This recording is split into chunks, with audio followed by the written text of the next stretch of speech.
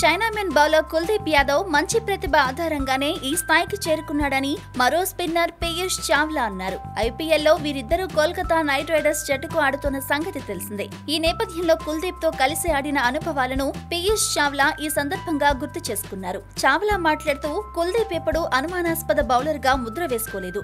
అదొక అపోహ మాత్రమే. కుల్దీప్ లో మంచి నైపుణ్యం దాగుందని, మరింత మెరుగ్గా రాణించేందుకు కష్టపడతాడు అని అన్నారు.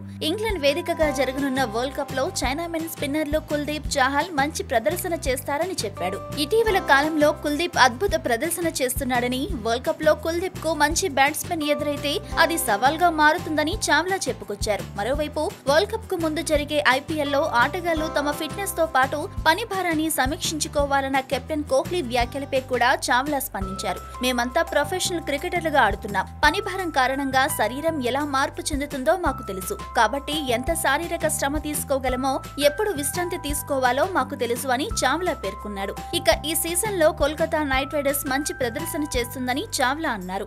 ఎలాంటి పిచ్ మీదనైనా గెలిచే సత్తా తమకుందని చావ్లా చెప్పారు. ఈడెన్ గార్డెన్స్ లో ఆడటం తనకు చాలా ఇష్టమని, ఇక్కడ తమ జట్టుకు మంచి మద్దతు లభిస్తుందని పేర్కొన్నాడు. ఇదిలా ఉంటే కోల్కతా నైట్ రైడర్స్ తరపున ఐపీఎల్ లో ఇప్పటి వరకు 1000 డాట్ బాల్స్ వేసిన ఆటగాడిగా చావ్లా అరుదైన ఘనత సాధించారు.